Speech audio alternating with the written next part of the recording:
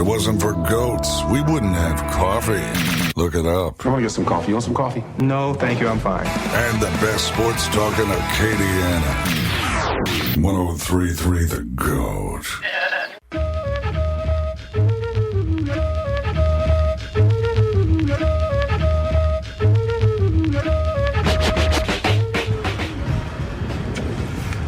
Looks like if I eat a few of these, I might start tripping. You know what I'm saying? Like some psychedelic cracklin.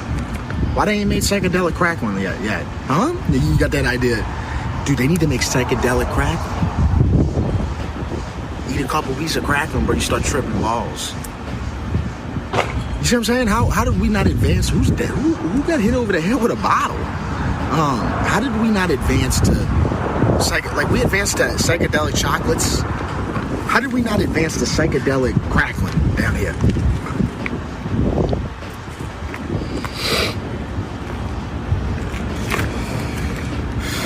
I got smoke a Joe. We can probably cut it right now. We just shouldn't do the crack. I love it. That is Devin Snow at Snow Like John, a.k.a. the Red Beans and Rice Guy, a.k.a. Look at This. And at this point, his third time on, I think we can call him a friend of the program. Is that fair to say, Devin? Friend of the program, recurring guest? I dig it, man. Yeah, I mean, I love my time on this show, man. This is always a good conversation, bro. And it's always early in the morning, which is where my best conversations manifest themselves. Well, let's have a few, because psychedelic cracklins, I mean, I'm here in Lafayette, and with respect to Laplace, it's a great place, but, my friends in New Orleans, they asked me to bring them cracklins from Cajun country when I go see them there. I mean, there are a lot of we're just in the heart of cracklins country. You mentioned like psychedelic crack. That's a good point. Is your I guess, do you dream of psychedelic red beans? Like, is that a thing? Is that a realistic future for Devin Snow? I think the main thing about the psychedelic cracklin was, I'm gonna be honest with you, cracklin, I can eat a few pieces of it, but all I think about is cholesterol. So if you put the psychedelic spin on it, which I mean that's a big thing right now. I don't know, man. It just look, and I've had enough people bring it up just since Monday. It's a nice idea. Come on, man. I mean, psychedelic cracklin, man. It seems right. Yeah, you head to the store. Somebody's like, "You give me some CBD and cracklin." And somebody somewhere has made this cracklin. Might I mention this psychedelic cracklin? Somebody probably saw that video. Was like, dude, I've been making psychedelic cracklin. Dude, what you talking about? Devin's our guest. I know you've been under the weather, man. I appreciate you making the time this morning. Dennis Allen, has there ever been a coach in the history of New Orleans sports that is worse at the media thing? I mean, the stuff this dude says from Andy Dalton, just keep doing what you're doing after you just throwing back-to-back pick sixes, or Monday night, when you have a chance to put Brady away, you got to do it whenever he continues to, play coward football and kick field goals instead of going for it on 4th and short. And, we just got to clean it up. Dude, it's December.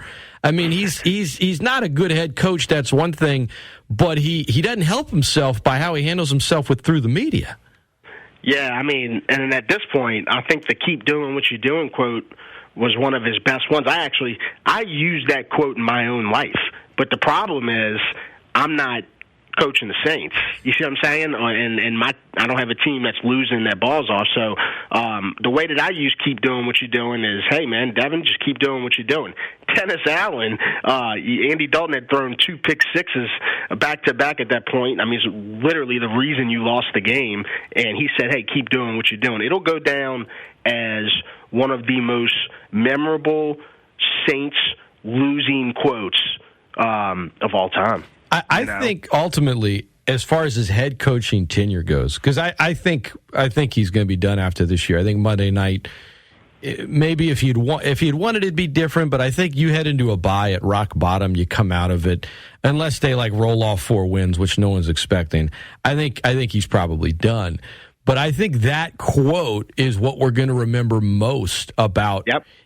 With Jim Mora, you remember Diddley Poo, but you remember a lot of stuff from Mora, and he was there for a long time. Dennis Allen's it's going to be one season, and it's like, boy, that wasn't good. And remember that time he told Andy Dalton to keep doing what he was doing when he threw back-to-back pick sixes? Like, that's going to be the thing that he remembers. Now, speaking of things you're remembered for, I had this conversation on a Spaces late Monday night when everyone, including myself, was in their feelings, and I could admit it. And I even posed the question by saying, "Look, we're too in the moment right now, so this isn't fair to ask." I've always kind of defended Mark Ingram from his early years with the Saints when he was kind of getting, piled on to whenever everybody loved him suddenly. And I feel like he's been a good ambassador. He's the all-time leading rusher. His mistake the other night was atrocious. Now, he shouldn't have been in there. He was hurt. We get it. But you can't do what he did. And this was prior to him sending out the tweet, sort of owning up to it and all that other stuff.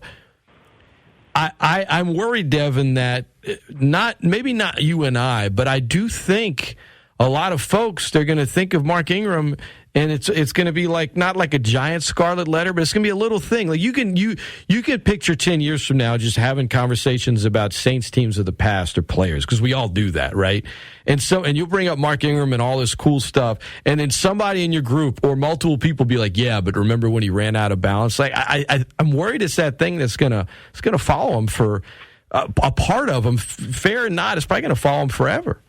Yeah, I mean, Mark Ingram, when he started his career with the Saints, had a huge fumbling problem. I remember Sean Payton used to put him in a doghouse because, there was games where Mark Ingram would fumble maybe even twice, and he'd go to the doghouse. There was reasons to be on Mark Ingram as far as, be hard on him then. I think at this point, bro, this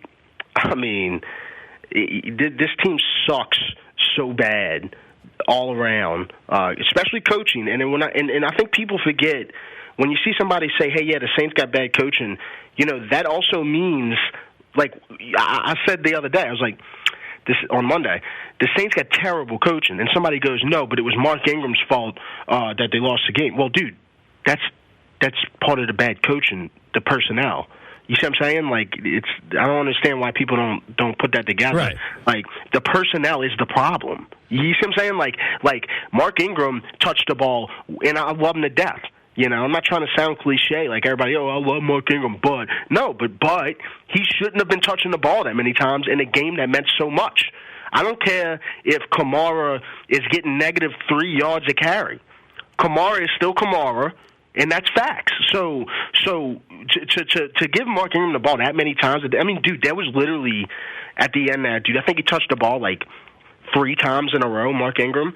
It's like, bro, what do you expect to happen? This is not 2015 Mark Ingram. You know what I'm saying? This is not the same Mark Ingram. All you had to do was get 1 yard. And you couldn't even get it, right? If I just need 1 yard, I don't care if Kamara's got negative 40 yards on the game. I'm going to run Kamara up the gut again and try to get the 1 yard, not throw it to Callaway and let Mark Ingram touch the ball 3 times on the drive. I mean, that is bad coaching. That is just what it is. Yeah, you got Kamara, you got Taysom Hill you can put behind there under center, quarterback sneak, something.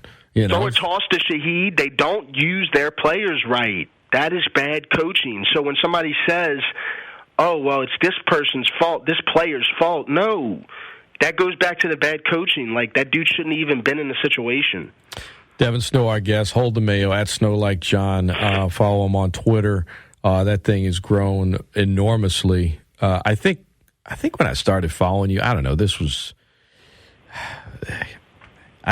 You were maybe just under 10,000, right around there. So I was late to the game. Might have been 7 or 8, but now what are we at? 25,000 now, Devin? Yeah, we at 24 and some change, and I started the year I was at 3,000. So just to show you how. What, you started crazy. This year at 3,000? Yeah, January. Oh snap, man! Then I was. I think I started. I think I picked up on your stuff in March. It was around Mardi Gras, maybe February. So I don't remember what it was, but it's been cool, man. I know you put in the time, and you talked about how it didn't happen overnight. You've been working at it for years, but this thing keeps growing for you. Yeah, and that's just how it is. I've been at this for 4 years, and my real spurt was this year. So it just goes to show you, man, like, stuff don't just happen, man. You got to go through a lot of, hey, man, like, there was a lot of times, 2 years ago, where I was like, man, I think I should be there, you know? And you got to keep waking up every day and saying, hey, this is the day, this is the day. I woke up this morning, hey, this is the day, this is the day. You know, you just got to keep going at it, man. It's just what it is. But this year has been definitely the most impactful year. You know, I think really where it kicked off was it was the Crescent City Classic, and will never forget this. How could I? I mean, I had dude, when I took my shoes off after the Crescent City Classic, bro, like, dude, my feet looked like Frankenstein's feet. Like, dude, it was just like, you could tell that I hadn't ran since I was like a teenager. And I ran 6 miles in some untied Air Max. But, you know, I just had a video of me and a bunny, and Tyrann Mathieu picked it up. You know, this is right before Tyrann Mathieu declared that he was coming to New Orleans, and he was like, the city, you know. And I think I got a lot of traction off of that. Obviously, RB&R Day picked up big time this year. And, yeah, dude, it's just all falling into place, bro. I'm blessed. Yeah, man. Keep at it, dude. And I know we've talked in the past. You don't want to put sort of a point, or what's the word I'm looking for? You don't want to put like sort of a fence or a ceiling, rather, on where you could take the Red Beans and Rice Day thing or any of the content, right? Just maybe bourdain it at some point, but just kind of let it flow, see where it goes. I know it's expanding. You know, over here in Acadiana, I had a caller in the 7 o'clock hour. He saw you were coming on, and gosh, his name's Josh, and now I feel bad. I forgot what he asked me to ask you, but anyway, shout out from Josh. Josh. I forgot what he asked me to ask you, but anyway, let's talk Pelicans for a second, and then we got to do an On Them Beans segment. The Pelicans right now, I mean, they are. I've been telling folks, you could tell this team was different before the season even started, and I have followed this team since the day they arrived in New Orleans as the Hornets. I was there year one. I can tell you the lineup. I remember it like yesterday. Yeah, give it to us. Who was it? Okay, it was Baron Davis, David Wesley, Jamal Mashburn, P.J. Brown, Jamal McGlure. That's it. No, that's it. And that was you know, I mean, so, they were in the playoffs that year. You know what I mean? And so and that's why I get ticked off, and I got to talk about this because it's the first thing I came. Go ahead. That's why I get ticked off when you got one person running the franchise's Twitter account. One person, dude. This is one person. This is one human on the planet, right? That is gatekeeping the Pelicans Twitter account, right? They'll put these things on there. Hey, caption this, caption this, caption this. Okay, well, I caption it. You know, I'll get the most likes on the thread, and these dudes never acknowledge it. They never put it in the bio. They never, you know, just a big gatekeeper running the Pelicans Twitter. And you know what I think about, bro? Right away, I'm like, damn, dude, like, I was in the arena, the New Orleans arena. I was in the arena when Baron Davis was playing, when P.J. Brown was one of my favorite players. And I got some just regular human gatekeeping the Pelicans Twitter right now, bro. And why? I don't get it, man. It just frustrates me, bro. Yeah. They probably don't know about Stacey Ogman in year 11 with his lockdown defense, or George Lynch and his knees giving out, but getting one more year out of him. And he was a good defender too. Tractor trailer back in the day. Rest in peace. They don't know about that. But I mean, I think, you know, as far as gatekeeping goes, that's a good conversation here. And this is what I always tell about people about fans gatekeeping. And I'll be honest, I haven't seen it that much. But now that the Pelicans have something special going, you know, they're going to be new eyes. They're going to be new fans. Or they're going to be people that just sort of come around whenever they're good and go back. And I always say, listen, if you're a fan of a team and somebody wants to join the wagon, never gatekeep. All you need to do,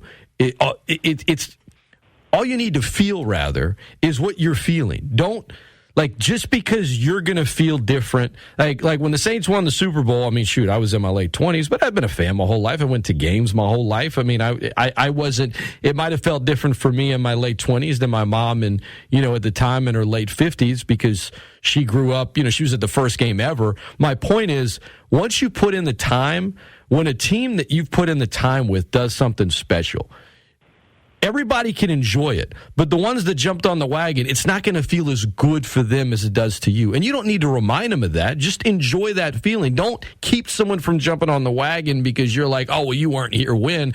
Just take pride in the fact that, yeah, I'm glad you're here, but I'm in first class and you're in coach. We're going to the same place, but you know, come on. I'm in this seat. I can kick it back. It's a lot more nice. I'm glad you're on this plane, but that's just how it goes. So I'm not going to kick you off the plane. I'm not going to tell you don't belong, but you don't get to come in first class, and there's nothing wrong with that. I don't like the fans that sort of gatekeep a team when they finally get good and get offended when people jump on the wagon. It's like, this franchise is for so many years has been trying to capture so many more fans, and they're finally doing it. Don't tell anybody or don't give anybody the impression that, oh yeah, well, let me tell you something, you don't know. No, just welcome them aboard. You know, give them a few history lessons and tell them to enjoy the ride. Yeah, and that's the whole thing about it. It's like it ain't like just for me. Like it ain't like I just hopped on, bro. Like right. It's almost like you got to prove to people your fandom because it's the internet. It's so and dumb. It's like, bro, like I don't have anything in my head that can like display virtually a hologram of my life. You know what I'm saying? Like I can't present you a hologram of everything that's happened in my life. But, you know, one thing I will say is I've been on these Hornets Pelicans since, like you said, the day that they came in here. I think that now that I got a few followers, you know, people will look at me like, oh, this is this, you know, this notable dude down here. No, bro, like I'm just a fan, dude. Like I'm the same way that I was 10 years ago about the Pelicans Hornets. Like I'm just a fan, bro. So don't punish me for having 24,000 followers, bro. Like like my bad, dude. You know what I'm saying? Like, but and it's like every single time I'll win the caption contest, and they never put it in the bio. So now it's become a thing to where like my following's looking at it like, damn, dude, what's going on here? Like, why are they refusing to acknowledge the Red Beans? Why are they refusing to acknowledge what's winning in the threads? And it just like literally comes down to one salty person. That's it. At some point, it could happen. At some point, maybe a player makes an on the beans reference, and then they'll have no choice. But speaking of on the beans. Last time I had you on, it was impromptu. I just said, look, I'm going to name some random, not random. I'm going to name people in the world of sports. You tell me whether they're on the beans or off them. Now, I didn't come up with that. You've been doing that for years. This guy's on the beans or whatever. Now, you did start releasing a weekly list, which somehow turned into some weird thing where people were upset. I found the list awesome, the first one you drop, and I found the response predictable but also hilarious. But let's do it again, all right? And maybe it's somebody from the past. Maybe it's somebody currently in the world of sports. But you just say whether they're on the beans or off the beans. So okay, let's go with Jamal Big Cat McGlure. I mean, dude, as much respect as I got for the nostalgicness of just that dude's name and, you know, the lineup he played with, I'd have to say off the beans. Just because, like out of all those dudes I named in that starting lineup, you know, McGlure was definitely the worst. I mean, I used to watch Jamal McGlure airball, free throws. He had his moments, don't get me wrong. He could definitely rebound. But, I mean, McGlure is the prime example of what this franchise comes from, man. And it was just like kind of mediocrity, right? Even though, hey, I think we played, the Sixers that year? We got bounced, in 6 games, yeah. Yeah, that was a Sixers team too. I mean, that had Allen Iverson, Eric Snow. Who else was on that squad? Elton Brand. I don't know about it. They had I think maybe Theo Ratliff was on that team. I mean, they were they were good. They were good. You know what? But considering McGlure is like one of only 9 players in franchise history that's been an all-star, I gotta be honest, man. All right. Like, if we're talking about the centers that have come through New Orleans, like Tyson Chandler. Oh yeah, he's not. He's. You know, McGlure's definitely at the bottom. I mean, I don't know. I guess I'm just kind of in the middle on that. He's not. He's not Chandler. He's certainly not Jonas. You know, he's. I get it. But he was. He had one really solid season. He did. And I remember in that All-Star game, he tried really hard. Shaq got so PO'd at him because you know how it goes, especially back then. It's like, look, we're gonna we're going to play offense for 4 quarters, and then we'll play defense late. And McGlory's in there, and he's trying so hard. I think he scored like 19 or 20. He was trying so hard to, like, get enough points to, like, try to be the all. And then they ended up losing. You know, that was back when the Hornets were in the East. They ended up losing. But I remember him going all out and Shaq just getting really PO'd for, like, you know, I think one of the few, like, hard fouls I've seen in an NBA All-Star game, Shaq wasn't having it. It was pretty funny. Dude, the guy that I really loved on that Hornet squad was Mashburn. Like, really, dude. Like, I really loved Mashburn because Mashburn had such a nice fadeaway jumper, bro. And he was set on doing it every time he got the ball. Dude, I used to go do it with him in NBA Live. Like, he just had a nice little fadeaway. He did. And him and Davis, they could never be healthy at the same time. It was always like one or the other. And then Mashburn, he's even admitted it. You know, he got the big contract when he knew his knees were shot. But But he never disrespected the city like Baron Davis or Anthony Davis or the fan base. So, the Davis is not as cordial on their forced way out, but Mashburn That's always. California, bro. California will make you that way. If you ever look at anything happen disrespectful when it comes to that, I mean, look at it, bro. I mean, Baron Davis, Anthony Davis, what is the two constants? It was that, hey, California had something to do with it, and it'll make you that way. It'll make you very... I don't even just mean-hearted, bro. just wanted to get to Cali. Well, Davis, I guess Davis grew up there, but Baron Davis rather. I don't know about Anthony, but went to UCLA. Yeah. They all kind of wanted to get to LA eventually. I mean, Chris Paul, first place he went on his way out was LA. Now, Chris Paul's exit was different for a variety of reasons, but anyway.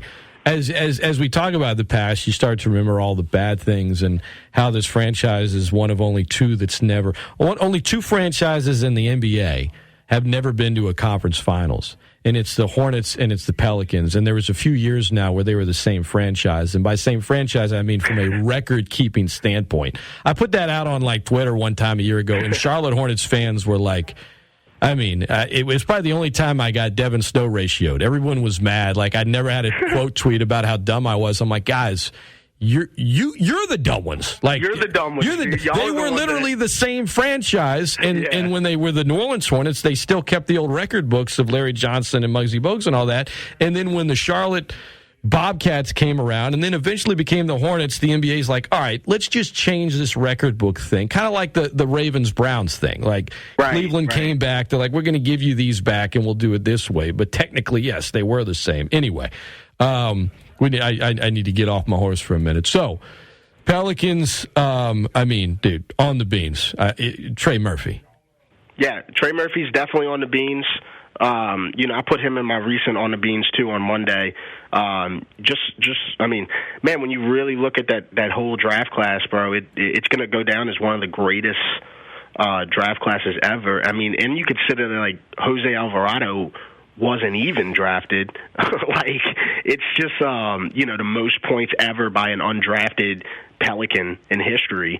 Jose Alvarado with 38 the other night. What a team, bro. What a team that's been assembled.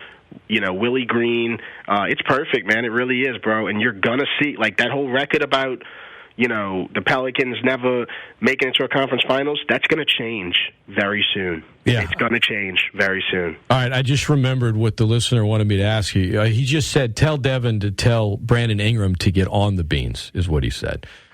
Yeah, it's like that's the one knock you could have on the Pelicans is that, like, they just found a way just to have one guy or 2 guys out for a little longer than what you would expect them to be out for, like going back to BI in the beginning of the year, the concussion thing or whatever, dude. Like, he was out for like 3 games, and it's like, you go look at how he got hit, and it's like, man, it didn't even look that bad, Like, I don't know, man. Some of those injuries with the Pelicans, C.J. McCollum in the sickness thing for 2 weeks, as I'm sick, I'm saying this, but, it's just like, I don't know, man, like, they really extend the injury time, and it's like, hey, man, we haven't had this guy for 2 weeks. How do you expect us to be at our, dude, imagine if we had all these dudes.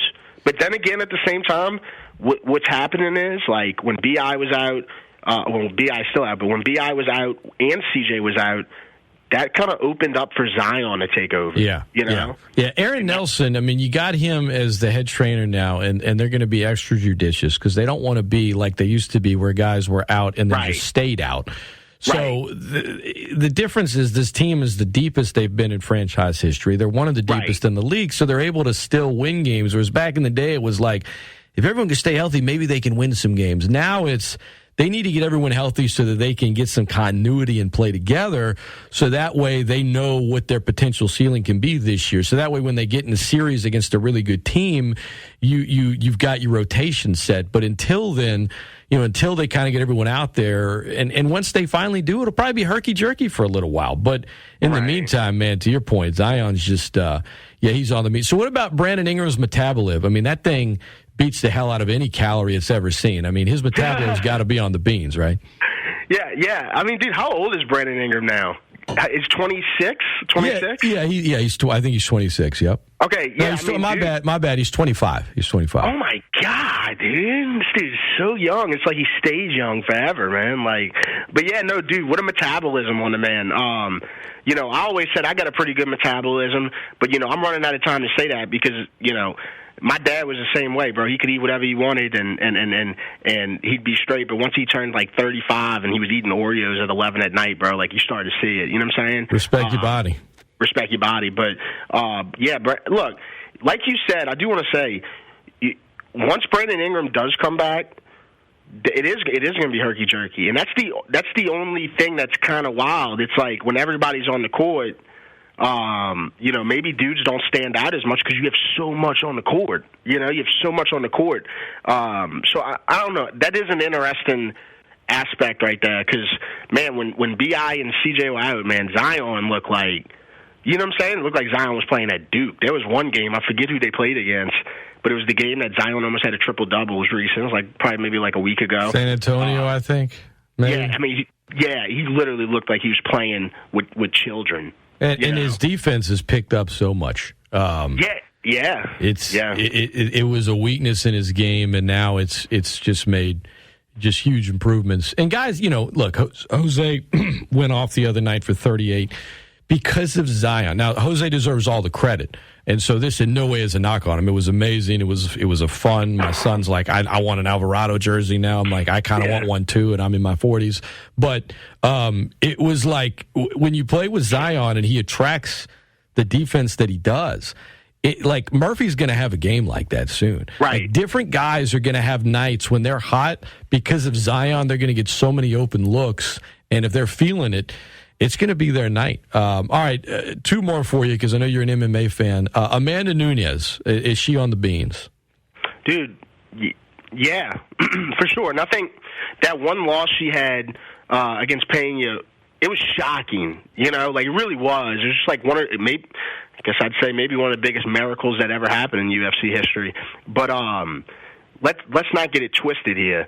Dude, Amanda Nunes is the best women's fighter that has ever come through the sport, so I definitely expect her to keep going. You saw, when she got the rematch, you saw what happened, but she's just one of those girls to where she could knock out any man too. I really feel that way. Dude, when she punches, bro, she can knock a dude out no problem. She knocked I'd be in a coma. You know what I'm saying? If she hit me one time in the face. So it's a type of hand. Those hands are powerful. I don't really know of anybody that'll test her other than maybe Shevchenko. But even with that being said, I still think that she would mop up Shevchenko. Just because Valentina, she's had a whole different approach on fights. She'll go the distance, or she'll do a calculated approach. Amanda Nunes, her best fighting is when she's trying to knock you out. Yeah, I think Shevchenko. I think her nickname Bullet is. I think it's the wrong nickname because it's not. It needs to be something that's more. If you're going to use sort of a weapon nickname, it needs to be something that's a little more meticulous and takes its time. You know what I mean? Yeah, that's how I feel about her game. And don't get me wrong, she is, it's 1A, 1B between her and Nunes, but I just think Nunes possesses that knockout power. Dude, she ran through some women, man. She really did. She up until Pena, man, there was nobody messing with Amanda Nunes, and I think she's going to get back to that. I really do. All right, last one. Stephen Wonderboy Thompson, Kevin Holland, great fight the other night, but I'm not going where you think I'm going. Jack Black, perpetually on them beans. Yeah, what's up with that? Why was Jack Black was just like laying in his bed on like what? Dude, that was a weird picture for me, man. Like Jack Black laying in his bed, watching a 42-inch TV. Like there's so much just like going through my head when I saw that picture. I was like, man, like is he doing well financially? Like I'd imagine he is. You know what I'm saying? But he also looked very chill in that picture. But UFC fan on the beans, bro. Shout out Jack Black, man. I don't know. I think he was originally supposed to walk Wonder Boy out. And then I think, I don't know if he got sick or what. That's probably what happened. But he was supposed, because he's been coming out to Wonder Boy for 10 years. So Jack Black was supposed to go walk him to the octagon, and I guess something happened and he couldn't. And but yeah, I mean, JB, he's one. I feel like if you ever have an On Them Beans Hall of Fame, there's some people in the world that just they just got a spot in it. Now I'm overstepping my bounds because it's your thing. But Jack Black, you know, if I had a different phrase from On Them Beans, whatever it might be, I feel like he's just one of those guys that's got to be on it forever. Dude, wasn't Jack Black in The Cable Guy? Yeah. Oh, yeah. Okay. Yeah. I was just thinking of that. I was like, dude, he played a role in The Cable Guy for sure. I mean, obviously we know his big movies, but, like, dude, that run in the 90s, man. You know, certain guys had a real nice run in the 90s. Jack Black, bro, was definitely one of those guys. Late 90s and then the 2000s, and then Tenacious D came out and School of Rock. I mean, hell, they have a whole business called School of Rock, and it wouldn't have that name if it wasn't for that movie. So for that movie, Yep. My son goes to School of Rock, and I just keep telling him when he's a little older, we're going to watch School of Rock. And he's like, Dad, let's watch it now. I'm like, you're not quite old enough yet. We'll get there eventually. So wait, what's up with School of Rock? I mean, I kind of maybe heard about this, but what's up with like the school? So it's school? Like it uses a method. Basically, they have programs all over the country, and they have a lot of them are for like kids, but they're also, you know, they have adult programs too, and they use this method that tries to encourage. So like when I was a kid, and we're going past 9:00, but I don't care. I'm just going to run into the Dan Patrick Show. When I was a kid, like I was really into music, but unfortunately, you know, I was trying to learn different instruments, and then at school there was this old woman who just had a classroom full of kids, and it was not good. It was like, here's how you play these notes, learn, you know, Yankee Doodle went to town and all this other crap. Hot buns cross. Yeah, right. Hot buns right, cross. It was that. And then I played piano for a few years, and then it was just like, it wasn't fun. So what they do is they sort of get kids in there, and they're teaching them like fun songs first, and like, here's how you hear the beat, and here's how you do this. So, you know, and I've always exposed my kid to different kind of music, and he really likes it. And so, you know, it's not so much, here's how you play the drums, do this note. It's like it mixes up sort of music, contemporary and classics, and it's like let's get them to love music and not hate lessons, and let's combine the love of music. And you know, and they probably owe me money because I've given them a great, you know, free promotion here. But yeah, man, you know, group 101 lessons, group band practices, stuff like that. And he's young, but the first time I dropped him off, I was like, I wish this is how I had been, you know, taught music when I was a kid, because I'd probably still be playing an instrument if I had been. Yeah, and I feel that, dude, because like it's kind of like, you know, when I was growing up and I took a wrestling class, you know, like the first thing I wanted to do is hit somebody over the head with a chair. Yeah, put a stunner on them, you know. Yeah, but like I walked in and I was like, oh wait, we're grappling, huh? It was different. It was so you were going to like literal wrestling class. You weren't in a wrestling school, you know. I was in summer camp, and, like, wrestling was an option to pick for one of your classes. And, like, dude, I picked wrestling, like, 4 hours out of the 7 periods. Like, I put wrestling as what I wanted to go to. Dude, next thing you know it, bro, like, I'm in 4, like, grabbing leg, you know, balls in the face wrestling classes. And I'm just like, whoa. I was like, man, this is not what I was expecting, you know, like, but, you know, I wound up being pretty good at it. So it was cool. You were expecting to roll in with like a microphone, though, and like start cutting promos, and that's not what it was. Dude, no doubt, bro. Like, I was definitely expecting to, like, walk around with a championship title. You know what I'm saying? Like, something of those lines. Yep. All right. Devin Snow has been our guest. I'm past the hour, but I run the station. I'll do whatever I want, whatever. It was worth it to continue the conversation. Everybody listening, whether it's live, whether it's after the fact via the Great Scott Show podcast. Most of you already know him. If you don't, give Devin a follow on Twitter at SnowLikeJohn. That's John with 2 N's. Hold the Mayo. Check out all his content. Red Beans and Rice Day, the HTMsports.com blog he writes that no one reads, according to him. All that and more. Devin, man, it's a pleasure. Let's try to do it again maybe sometime next month or so, man. I always enjoy these conversations. Yeah, dude, Scott, hit me up, bro. I'm always down. This is a good time. All right, man. I hope you feel better, and all the best. All right, brother. You too, man. Take care. You got it. That is Devin Snow. We're going to take a 1-minute timeout. Enjoy the Dan Patrick Show in progress. It's 103.3 The GOAT, simulcast on 1420 The GOAT, the greatest sports talk of all time.